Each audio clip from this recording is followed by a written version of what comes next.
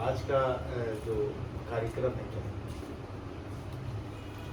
आज गंगा दशहरा और गंगा दशहरा का बहुत हमारे भारतीय सनातन संस्कृति में महत्व है और ख़ास तौर से गंगा जी का बहुत महत्व है। इसमें आज के दिन पूरे भारत में हजारों हजार लोग जहाँ से भी गंगा जी बहती हुई निकली हैं, उसके अगल बगल के लोग, दूर दराज के लोग अपने अपने संबंधित घाटों पर जा कर के स्नान वगैरह करते हैं। और ऐसी मान्यता है कि स्नान करने के बाद अपना पाप मिटता है। तो जानकारी यह मिली है कि आपके जो आज ये आश्रम है, इनके संस्थापक का आज पुण्यतिथि समारोह भी है। और जहाँ मैं रह रहा हूँ इसके संस्थापक थे परमहंस बाबा स्वामी दीनानाथ जी महाराज, उनका नाम था। तो आज ही के दिन उनका इस धराधाम से अपनी लीला को पूर्ण करके जाने का जो है संयोग हुआ था। तो पहले तो ये पुण्यतिथि नहीं मनाई जाती थी, लेकिन जब से हम 13-14 बरस से यहाँ रह रहे हैं तो महापुरुषों की, संतों की पुण्यतिथि मनाई जानी चाहिए। उसी विचारधारा के साथ इनका भी पुण्यतिथि प्रत्येक वर्ष गंगा दशहरा के दिन मनाया जाता है, जिसमें भंडारा और पूजा पाठ, गीता पाठ, ये सब आयोजन 24 घंटे चलता है। एक ज्ञानवापी मामला काफ़ी उछल के अभी सामने आया है, और इस तरह का जो मामला आपके सामने लोगों के बीच में है, इस पर आपको क्या कहना है? देखिए, ज्ञानवापी जो मामला आया है, नाम से ही सबसे पहले स्पष्ट होता है कि वह सनातनियों का ज्ञानवापी नाम ही ज्ञान है। और भगवान शिव का एक स्वरूप ज्ञान था। भगवान शिव सबसे बड़े ज्ञानी थे। जब देवताओं की सभा में विराजमान थे और सब लोग यह विचार कर रहे थे कि भगवान कहाँ रहते, मानस में गोस्वामी जी ने भी इसका जिक्र किया। तो भोलेनाथ बेचारे वहाँ बैठे हुए थे, कोई इनसे पूछे ही न, क्योंकि वहाँ हजारों वक्ता बैठे हुए थे। तो भगवान भोलेनाथ से लास्ट में पूछा गया कि तनी भोलेनाथ का भी मत ले लिया जाए। तो सबों ने कहा भाई आप ही बता दें कि भगवान कहाँ रहते हैं। तो भोलेनाथ ने बहुत सुंदर और सरल भाषा में सटीक जवाब दिया, जिसको सबने माना। क्या दिया कि अग जग मय सब रहित विरागी, प्रेम ते प्रभु प्रगट जिमियागी, मोर बचन सब के मन माना, साधु साधु करि ब्रह्म बखाना। कहे भगवान सब जगह हैं, हर व्यापक सर्वत्र समाना, प्रेम ते प्रगट हो ही मैं जाना। जब भोलेनाथ ने यह बताया तो सब कोई इनके ज्ञान की सराहना की। इसलिए हमको लगता है कि काशी विश्वनाथ का जो मंदिर है वह ज्ञानवापी था, क्योंकि भगवान भोलेनाथ ज्ञान के प्रतीक थे। वंदे कृष्णम जगत गुरु, नहीं ज्ञानेन सदृशम पवित्र में विधीयते। सद्गुरु ही शिव हैं और शिव ही सद्गुरु। तो इसलिए जो ज्ञान का प्रतीक हो उसी को ज्ञानवापी कहते हैं। इसलिए वहाँ कोई संदेह है ही नहीं, यह वो लोग भी जानता है। लेकिन एक हठ धर्मिता है केवल, क्योंकि जो भी आक्रांता यहाँ आए, लगभग 800 वर्षों में 19 मुगल शासक यहाँ पर आए, और वो जहाँ भी आए उन लोग का भरसक यह प्रयास था किसी राज्य का नाम बदल दो, किसी शहर का नाम बदल दो, कोई हिंदू का जो तीर्थ स्थान है उसको तोड़ दो और वहाँ पर एक मस्जिद बना के चले जाओ। और सबों ने ही किया, हुमायूं ने किया, बाबर ने किया, अकबर ने किया, ये सबों ने केवल यही किया। और लेकिन अब धीरे धीरे सनातनी हिंदू जागे हैं।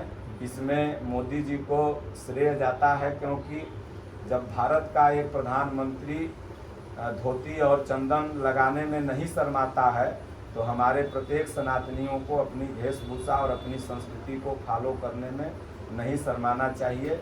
हम लोग, उनके ऊपर तो बाध्यता है, वो एक देश के प्रधानमंत्री हैं, लेकिन फिर भी ऐसा करते हैं। और हमारे आपके ऊपर कोई बाध्यता नहीं है कि आप अपनी संस्कृति को मानें और अपनी संस्कृति पर चलें। गीता और रामचरितमानस जो हमारा धर्मशास्त्र है, इसको प्रत्येक व्यक्ति को पढ़ना चाहिए। छोटे छोटे बच्चे हों उनके सामने आप पढ़िए। आप लोग याद करिए, यहाँ प्रोफेसर साहब बैठे हैं, आप लोग भी बचपन में दादा क्या पढ़ते थे? रामायण पढ़ते थे, गीता पढ़ते थे, आप लोग सुनते रहे होंगे। उसी तरह से आप पढ़िए, आपका नाती पोता ये सब सुने और आगे बढ़े। तो गीता और रामायण से हमको कनेक्ट होना होगा। सारी बीमारी जो हुई है और गीता रामचरितमानस से डिस्कनेक्ट होने से। अब आप कहें गीता रामचरितमानस क्या देगा?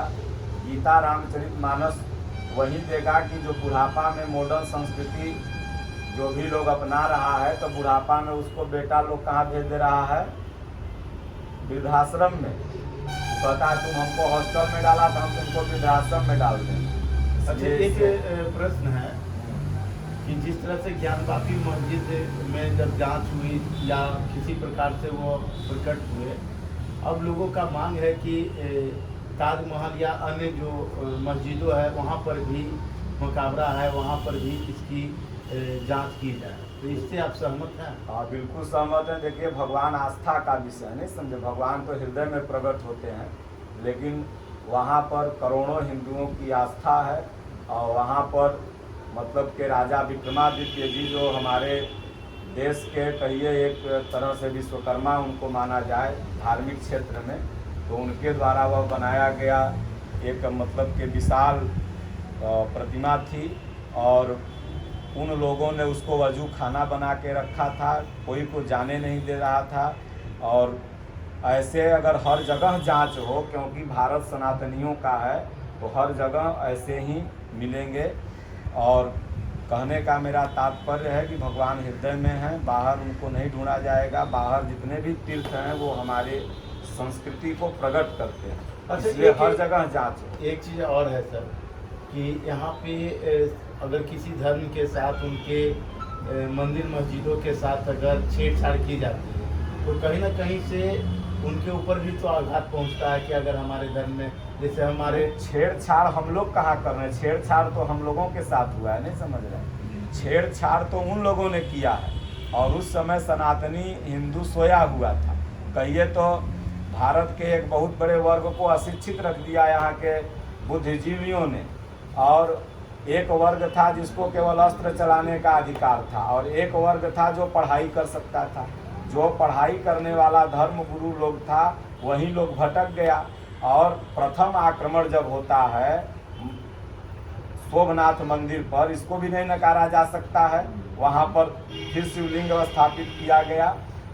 ऐसे हजारों आक्रमण भारत पर हुए। आप जाइए महाराष्ट्र में समुद्र के 80 किलोमीटर दूर एलिफेंटा एक जगह है, वहाँ का मतलब कि आज भी वह जीवंत देखा जाए तो जितनी भी मूर्तियाँ हैं सबको उन लोगों ने तोड़ा। तो कहने का तात्पर्य छेड़छाड़ तो हम लोगों के साथ हुआ है। हम लोग तो जो जगे हुए हैं तो पुनः अपनी संस्कृति को जहाँ जहाँ थी उसको वापस पाने का एक प्रयास कर रहे हैं, और वह भी मतलब शांतिपूर्वक कोर्ट के द्वारा, नहीं समझ रहे हैं, संवैधानिक ढंग से, किसी तरह से अराजकता नहीं करते। आप क्या संदेश देना चाहते हैं अपने देशवासियों को? संदेश यह है कि सब गीता पढ़ें, रामायण पढ़ें, ओम का जाप करें। अपनी संस्कृति में जो शर्मिंदगी लोग महसूस करते हैं वो न करके बल्कि गौरव का एहसास करें।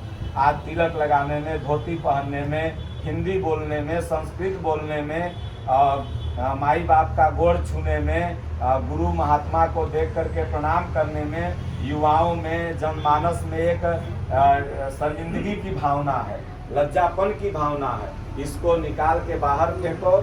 और जो राम ने किया, जो कृष्ण ने किया, जो बुद्ध ने किया, जो कबीर ने किया, जो माता मीरा ने किया, जो हमारे ये लोग आइकॉन है, हीरो हीरोइन हम लोग के आइकॉन नहीं है, आइकॉन महापुरुष हैं। और जो महापुरुषों ने किया वही हमारी भारतीय संस्कृति, सनातन धर्मी या पूरा विश्व इसको अपना रहा है, नहीं समझ रहे हैं।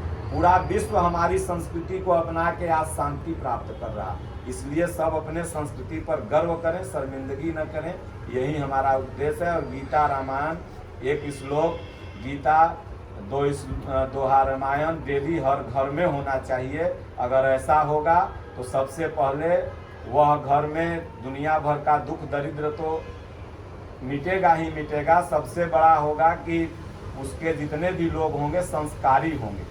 कहे ना कि धर्म भी होगा, कर्म भी होगा, पर कलयुग में शर्म नहीं होगा, नहीं समझे।